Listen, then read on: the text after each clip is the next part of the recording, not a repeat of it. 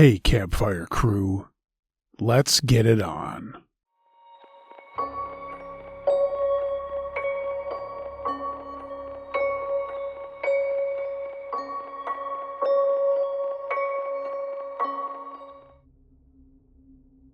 It was planned, submitted by Rocky D. I'm 45 years old now, and I still can't sit through a thunderstorm without feeling like I'm 11 again. This happened when I was a kid in late October, one of those nights where the wind didn't just blow, it was howling. We lived a mile off the main road in our town, down a long gravel driveway. We were surrounded by soybean fields and forest. Our house sat alone in the dark like it had been forgotten, but back then I kind of liked that. It made me feel kind of tough, and it also made me feel safe. One night, my parents had driven into town for a work dinner for my mom. I remember my dad standing in the doorway before they left, giving me the usual speech. Lock the doors, don't answer the phone unless you recognize the number, and we'll be back before midnight. I was 11 at the time, and was proud to be trusted to stay home alone. I had a frozen pizza in the oven, and some stupid sitcom was playing on the TV. The storm had been building since dinner time. You know, that low thunder rolling in the distance with intermittent flashes of lightning. By 8:30, the rain was slamming sideways against the house. I was just sitting there watching TV, but I heard a strange noise outside. I muted the TV and listened over the dull roar of the rain. And through the wind and rain, I could hear something that didn't really belong to the storm. The sound of gravel crunching. At first I told myself it was just thunder echoing weirdly across the driveway. But then I heard it again, slow and heavy, like tires rolling very carefully. Suddenly, headlights swept across the living room wall, and my stomach dropped. Nobody came down our driveway by accident. You really kind of had to know we lived back there, and plus, at the road, there was a sign that said no entry. I turned off the TV and the lights without even thinking. The house went dim except for the occasional lightning flash, but I noticed the headlights stopped moving, and they didn't turn around. They just sat there. I carefully moved over to the front window and crouched low, just enough to peek over the sill. Through the rain, I could see an older sedan parked halfway up the driveway. I could see that the engine was still running and no one was getting out. I waited for someone to step out and come up to the door and knock, like, what normal people would do. But instead, the engine shut off and the headlights went off. Everything went quiet except for the storm. And then the power went out. The entire house just was snapped right into darkness. The refrigerator died and the hum of everything electrical disappeared. And I don't know how to describe this, but the silence felt alive. It was weird. I stood there barely breathing, and the lightning flashed again, and this time I saw them.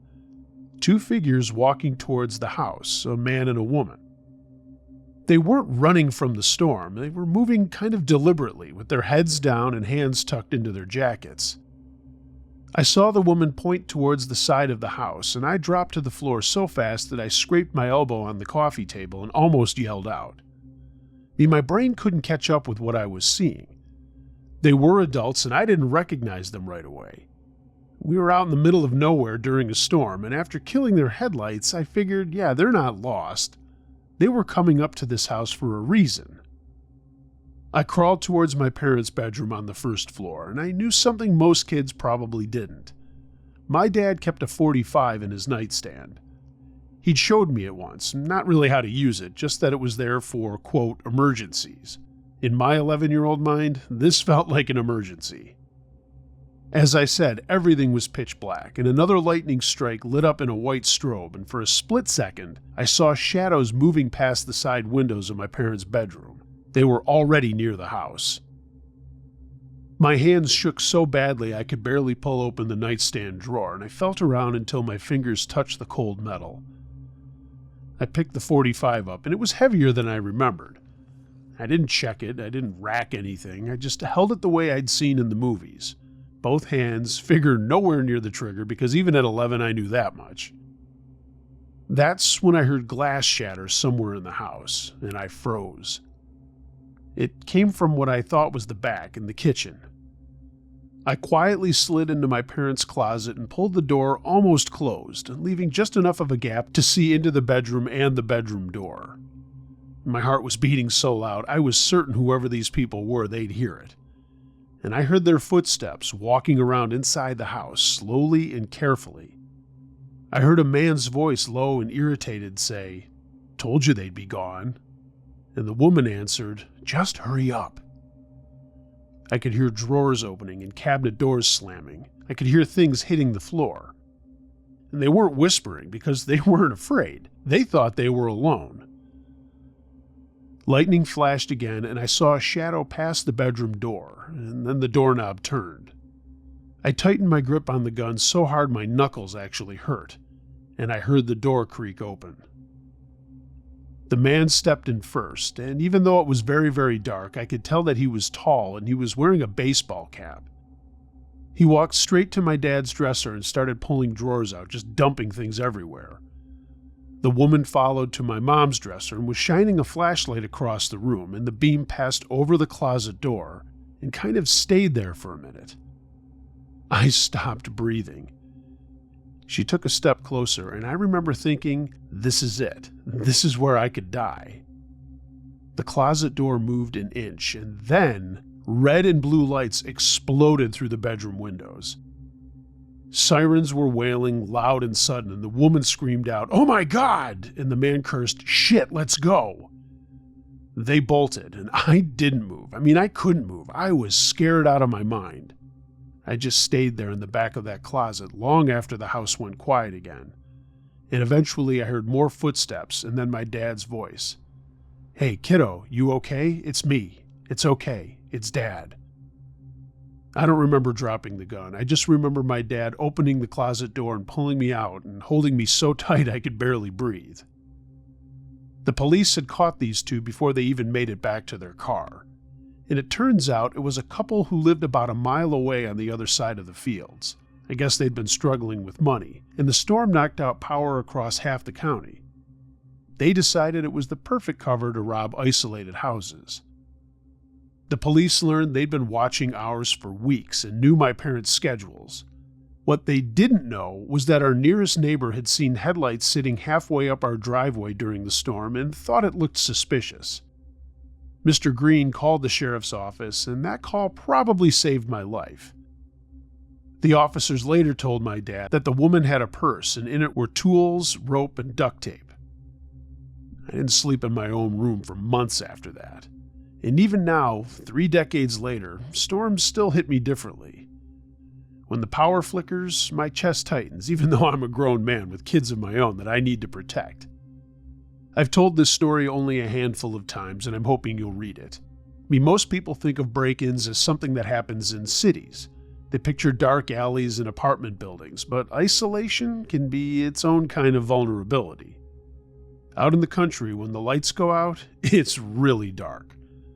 And sometimes, the only thing between you and the worst kind of people is a thin closet door and a storm loud enough to hide their footsteps. And, thankfully for me, an awesome neighbor who happened to notice something wasn't right that night.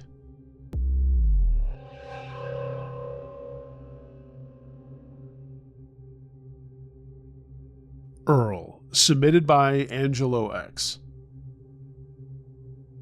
I just recently heard about your channel, and I love true scary story channels. Glad I found yours, and so I'm submitting this story. I was 12 years old way back in the summer of 1977. That summer, my parents sent me and my brother to spend some time with my grandparents for a couple of weeks at their house outside of Utica, New York. They lived way out past the last streetlights down a narrow country road, and if you've ever been out in that area, it's nothing but cornfields and sagging fences. We loved going out there, and we loved my grandparents. And they did give us plenty of freedom. I guess that's the job of grandparents. They're usually not as strict as parents. That first Friday we were there, my grandpa was going out to his usual bar. He always went to this place every Friday night as a rule. It was just a little dive tavern about 10 minutes down the road from the house. My grandma was going to bingo at their church hall in town, so they left me in charge of my little brother Tommy, who was 9 and scared of just about everything after sunset. My grandmother just said, "You boys behave and don't answer the door for nobody." My grandfather just did this thing he always did, jingling his truck keys saying, "Be back for midnight." So, in a few minutes, they were gone and we were on our own. It gets really quiet in a way only rural New York ever gets quiet. There's no traffic out there and no neighbors close enough to hear us shout, just the wind through the corn stalks and the distant hum of insects. We were sitting at the kitchen table playing Rummy Cube when my grandparents' dogs started barking. They had 2 of them, Duke and Molly, just 2 big mutts that roamed the yard during the day and then were tied near the shed at night. They weren't particularly yappy dogs, and when they started barking like that, deep and frantic and growling between their bursts of barking, we knew it meant something. Tommy looked at me and said, "What's out there?" And I said, "Probably a raccoon," lying. But the barking didn't stop. It got louder and, quite frankly, meaner. Then we heard the booming man's voice. "Shut those goddamn dogs up!" The voice echoed across the yard, and I felt my stomach twist. We both slid off our chairs, and I went to the back door window and looked outside. Through the back porch light's weak glow, we saw him, my grandparents' neighbor from up the road, Earl. He was standing by the fence line, swaying slightly, and even from that distance, we could tell that he'd been drinking. He drank all the time. He always had a red face and greasy hair, but tonight he looked wild. His flannel shirt hung open and one hand was gripping a fence post like it was the only thing keeping him upright. He looked around and then kicked at the fence, and the dogs went nuts. "I'll shoot him," he yelled. "I swear to God, I'll shoot him." Tommy grabbed my arm and said, "He can't do that, can he?" And I didn't answer. Earl staggered closer to the house and said, "I know you little shits are in there. Your grandpa ain't home. I seen him leave." That made me a little nervous. He knew we were home alone. He made his way to the back porch and got up onto it and saw us looking out the door. I closed the inner door on the screen door, and he lunged at us. "Open the goddamn door!" He slammed his fist against the side, and it felt like the whole house shook. My brother started crying. I mean, not loud, but that shaky 9-year-old panicky kind where you can't breathe right. I pulled him back towards the hallway and said, "Go into Grandma and Grandpa's room and lock the door and get under the bed." He started to say something, and I just shouted, "Go!" There was another slam at the door, even harder than the first time. "Open the goddamn door," Earl shouted. "I want to talk to you about those goddamn dogs." His voice wasn't steady. It had that thick, slurred anger that meant he was not thinking straight. I ran to the kitchen phone and grabbed it off the wall. "Hey kids, the old rotary ones?" Well, my grandparents had a party line, and for anyone who doesn't know, a party line is a phone line that was shared with other people in other people's houses. Sometimes you'd pick up and hear other people talking, and if you needed to make a phone call, you had to ask them to get off the line. When I picked up this time, I could hear Mrs. Donnelly down the road gossiping with someone. I tried to cut in, "Please, hang up, hang up!" There was another bang on the door, and this time the plexiglass in the outside door was rattling. "I'm going to come in there," Earl screamed. "You think I won't?" I slammed the receiver down and picked it up again, tapping the hook repeatedly, yelling, "Emergency! Emergency! Get off the line!" There was a pause, and then one of the women said sharply, "Who is this?" I just yelled out, "It's Angelo! Earl's trying to break in!" The line went dead immediately. Without thinking, I didn't dial 0 for an operator or 911. I dialed the only number that came into my head, the pub where my grandfather was. Outside, I could hear something cracking on the door, and I think it was the frame. I mean, this guy was out of his mind and trying to force his way in. The phone rang once at the bar before somebody picked up, and I could hear loud music and laughter. The person who answered the phone said, "He's not here." "It's Angelo," I shouted. "It's Angelo! I need my grandpa. Earl's at the house. He's trying to get in." There was muffled yelling as whoever answered called for my grandfather. Then I heard his voice on the line say, "Angie, what's going on?" I just remember saying something like, he's drunk, he's threatening the dogs, he's trying to break the door." Right at that point, there was another crash that shook the house, and my grandpa said, "Stay inside." His voice was low and dangerous, something I'd never really heard him do. He was always very loving and jovial with us. Then he said, "Lock everything that you can, I'm coming." The line went dead, and I've never felt so alone in my life. Now Earl was kicking at the door, and I could hear wood splintering. Like a stupid kid, I grabbed the only thing that I could, a yardstick that my grandfather kept behind the pantry door, and I stood at the end of the hallway, trying to make myself bigger than I was. I could hear Tommy crying in the bedroom, and I just shouted out, "Go home!" but my voice was cracking. I could hear Earl yell back, "You little shit, I'll teach you respect!" And the door started to burst inward. Not fully, but enough that I could tell a hinge was tearing loose. Then after another hit, the door tore open, and Earl fell inside. The smell hit me first. Beer and sweat and just this sour, awful smell. He stood up, and he looked bigger indoors, and meaner. He saw me standing there in the hallway. "You think you can let them goddamn dogs bark all night?" He was slurring his words terribly. I didn't know what to say other than, "They weren't barking until you came." Then he took a step towards me, and suddenly I heard vehicles. Multiple vehicles. Tires were grinding in the driveway. Earl turned around blinking, like he didn't know where he was. I could hear vehicle doors slamming and men's voices, loud and furious. My grandfather came through the broken doorway like a storm of his own, followed by 3 of his bar buddies, farmers and mill workers built like brick shithouses. "What the hell do you think you're doing, Earl?" my grandpa yelled. Earl tried to look tough and said, "Your goddamn dog," but my grandfather didn't let him finish. He grabbed Earl by the collar and dragged him back outside the house onto the porch. And what happened next wasn't pretty. I ran to the door and watched all of this happen. No, the guys didn't shoot him. They didn't use any weapons. But they made it very clear to Earl that coming onto my grandfather's property and threatening his grandkids was a big fucking mistake. There were a lot of punches, a lot of holding up Earl for more punches, and plenty of shouting. Earl did his best to swing back, but he was drunk and failed miserably.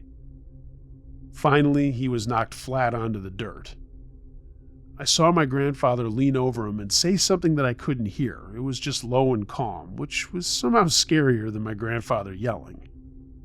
Then they all hauled him up, marched him to the edge of the yard, and threw him over the fence onto his own yard.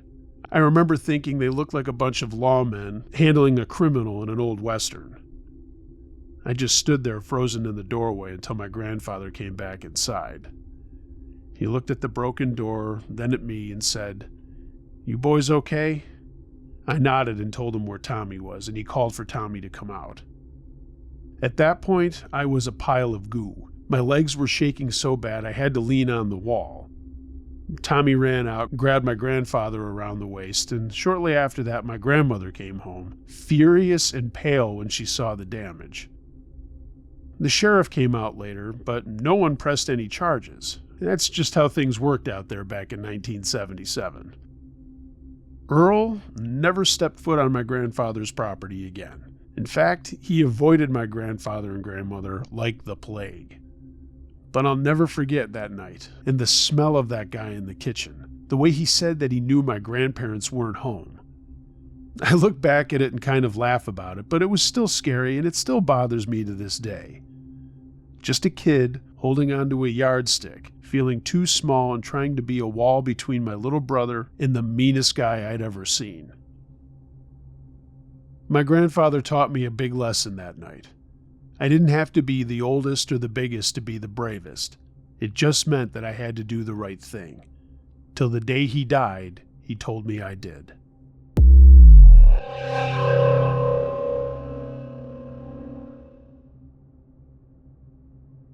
Weird, phony sales guy, submitted by Tony Boy. One time when I was around 16, I was homesick from school. I remember it was in late March and I had a fever and a pounding headache. My dad left for work around 7 in the morning and my mom left around 8. So as soon as they were gone, the house felt super quiet. And I knew what was ahead of me, feeling awful laying on the couch watching daytime TV. At least The Price is Right would be on. So there I was, wrapped in a blanket on the couch, drifting in and out of sleep, when the doorbell rang. It startled me.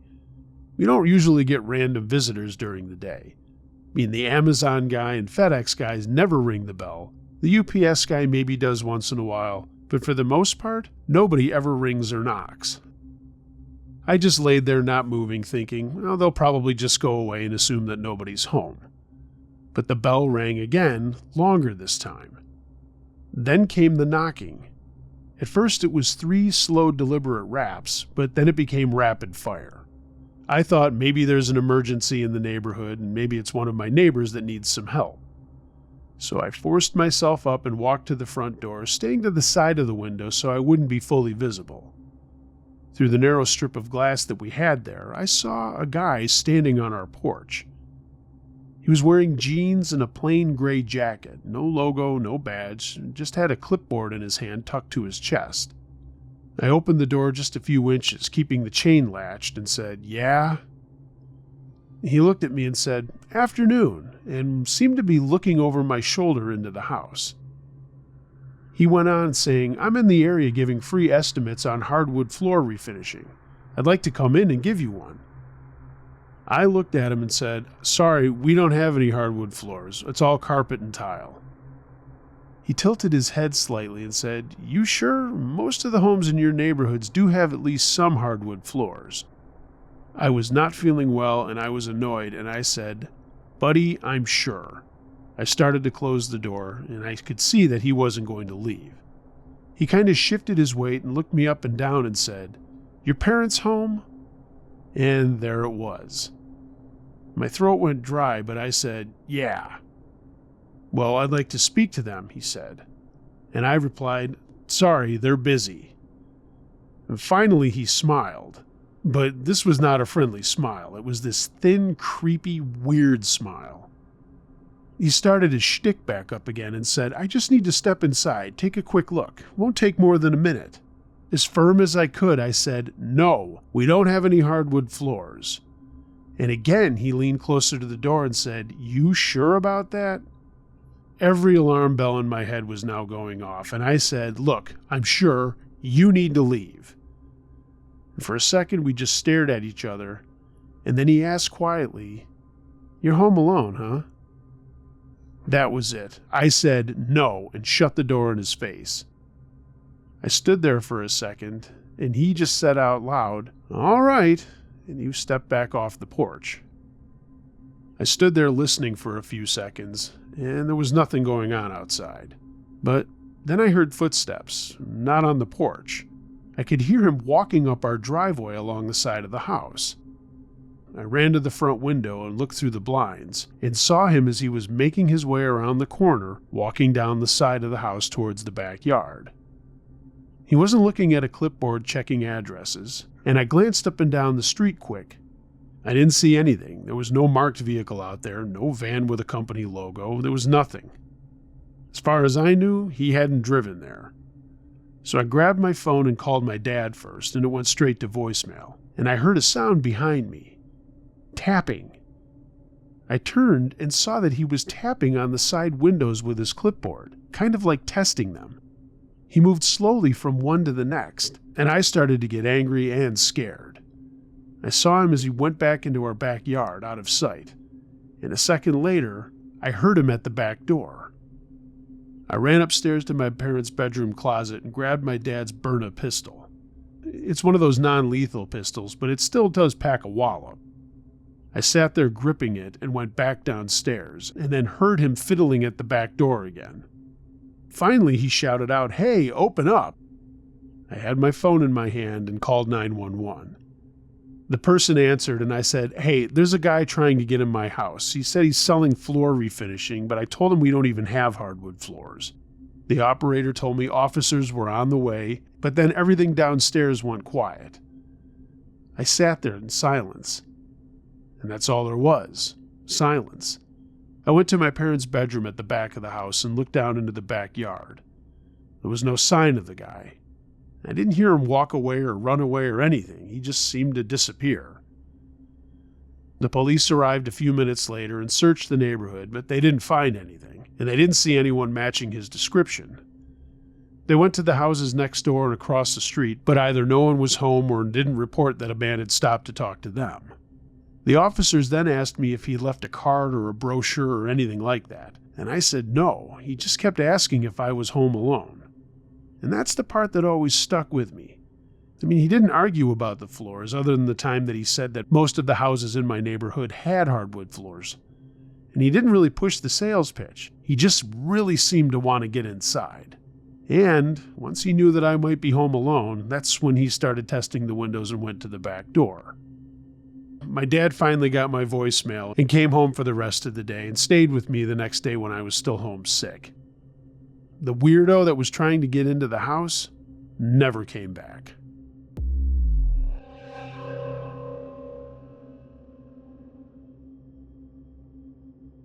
Creepy Guy Watched Me, submitted by Downtown Denise. In the summer of 2015, I was 21 years old, still living at home, and still trying to figure out what my life was supposed to look like. My parents were on a week-long anniversary trip to Florida, and I'd insisted I would be fine alone. We lived in a quiet suburban neighborhood, the trim lawns, porch lights on timers, and neighbors who actually talked to one another. Nothing crazy ever happened in our neighborhood. I worked nights at a fast food place in the village, and it wasn't glamorous, but it paid for my community college classes. I was a closer, which meant I didn't get home until after midnight every night I worked.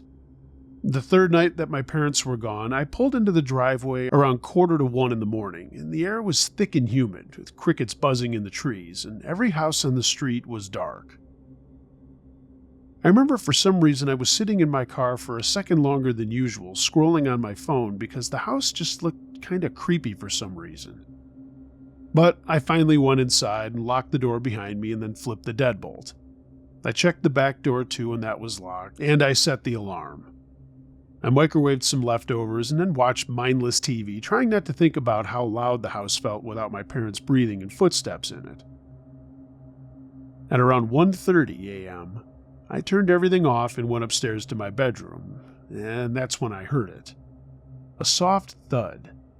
Not loud, not dramatic, just a strange noise in the night. I froze halfway down the hall, and another sound followed. A faint metallic scraping noise.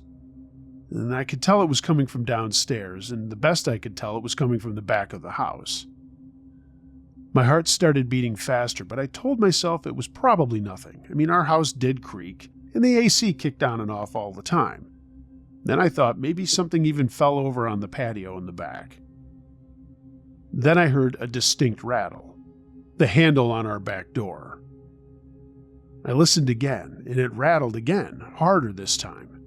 Obviously, someone was testing it. Okay, every horror story I'd ever heard rushed into my head. So I took my phone out of my pocket and tiptoed into my bedroom, closing the door as quietly as I could. My hands were shaking terribly as I dialed 911, and it rang twice before someone answered. 911, what's your emergency? There's someone trying to get into my house, I was whispering. I'm alone. My parents are out of town. Ma'am, can you confirm your address? And I gave it to her, and she just responded, Are you sure someone is attempting entry? I mean, her tone sounded almost bored. Are you sure it's not a family member? No, I whispered louder than I meant to. I'm alone. I just heard the back door handle being pulled.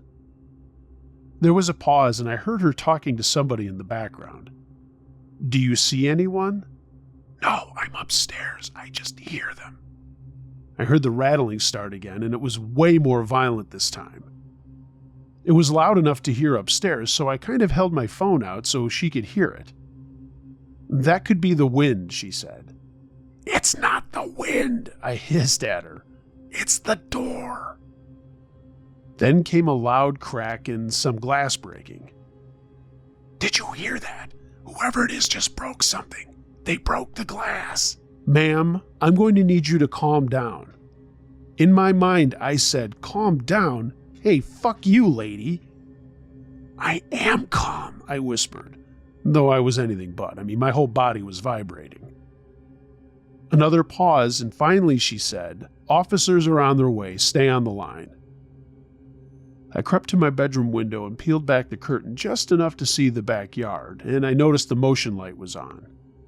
And there was somebody standing in our backyard.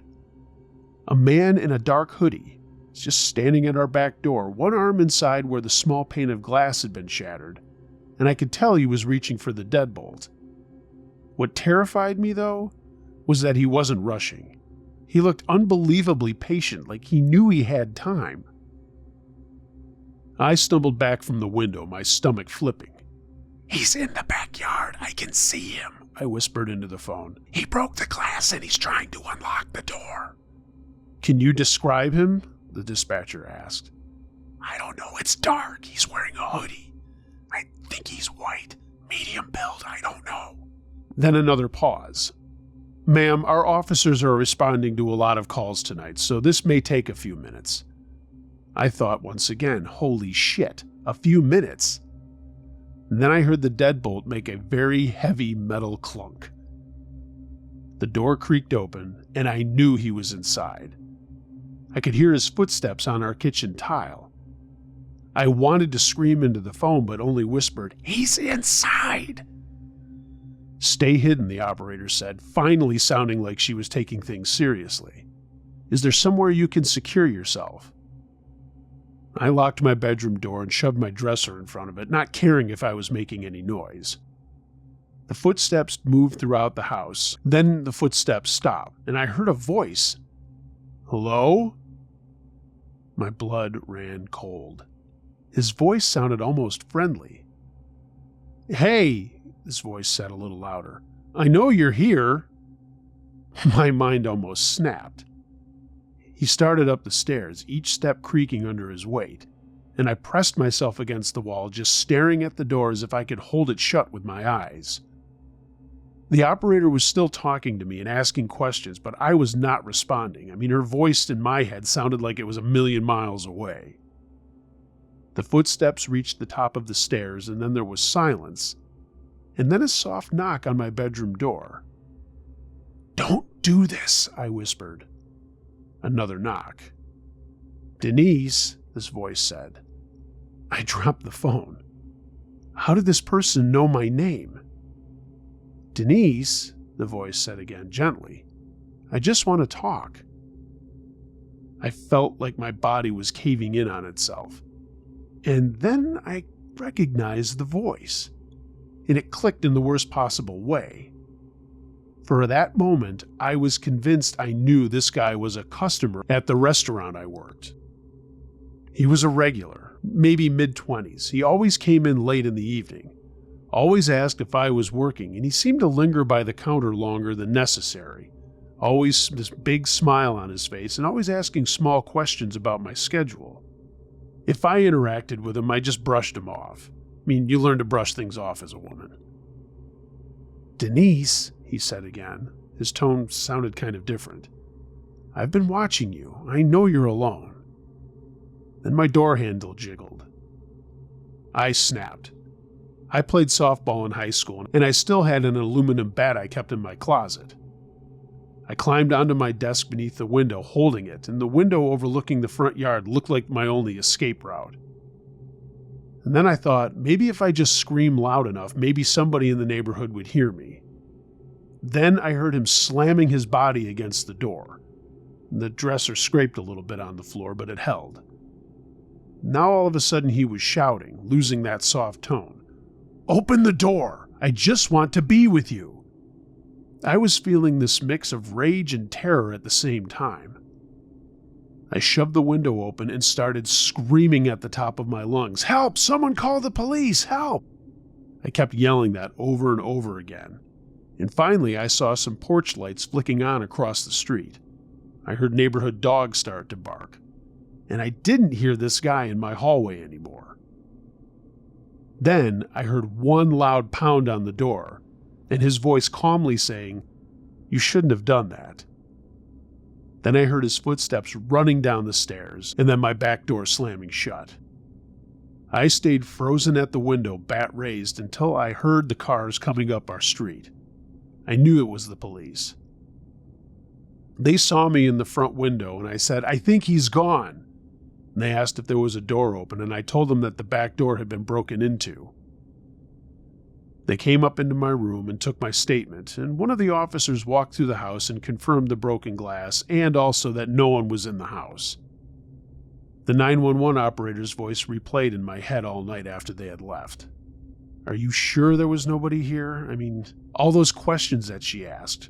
Are you sure? Could it be the wind? Is it a relative?" Well, the police didn't catch anybody that night. And the woman across the street was nice enough to stay with me for the rest of the night. I called my parents that night, and they wanted to come home right away, but I told them I would be okay and that the police were going to be checking on me in the evenings over the next few nights.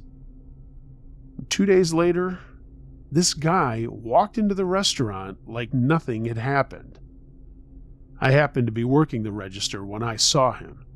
He was wearing a dark hoodie and had that same weird smile on his face. "Hey, Denise," he said. I couldn't fucking believe it.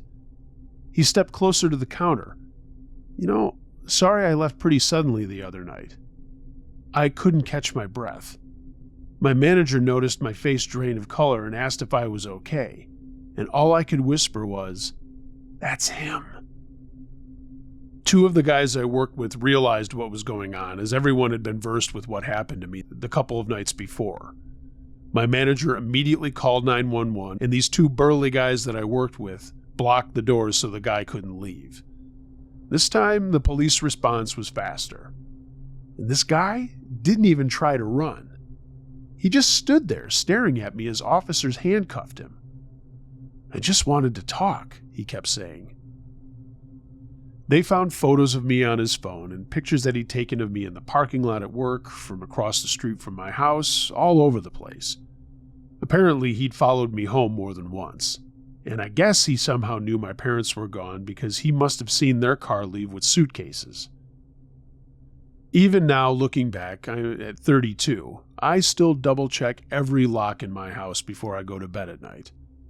Because I learned that summer that wackos don't always look like strangers in the dark. Sometimes they're smiling at you across a counter at work.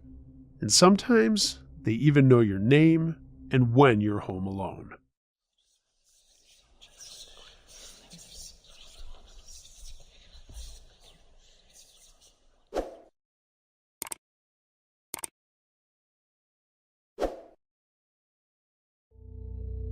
Hey gang, thanks for listening to this episode. And thanks for everyone who's been sending stories in. And I apologize to those who have been sending stories in and I haven't gotten to them yet. I'm going through a lot of the stories in my email, and I usually put them into different categories like home alone, camping, outdoor stuff, whatever. And one of the stories that was just submitted the other day kind of reminded me that I had a couple of other Home Alone stories, so hence the episode about Home Alone stories. If I don't respond to the emails or the messages on social media that you've sent me, I will, and your story will be on an episode. Hey, I read them all. I keep my word on that. But again, thanks so much for everybody who's sending stuff in. Keep it up.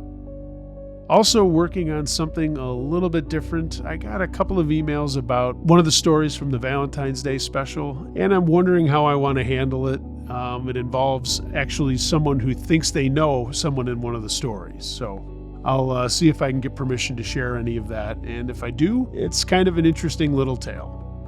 If you caught this on YouTube, please like, share, and subscribe if you already haven't. Leave a comment. That always helps out in the algorithms. It's free, guys, and it helps me out a ton. If you want to take your support of the channel a step further, find a link to my Patreon page and consider getting some Uncle Josh or Campfire Crew merchandise. A link to my TeePublic storefront is down there as well. Everyone, be excellent to each other. And until next time, be wary of things that go bump in the night It could be anything. A ghost, a monster, or the guy next door.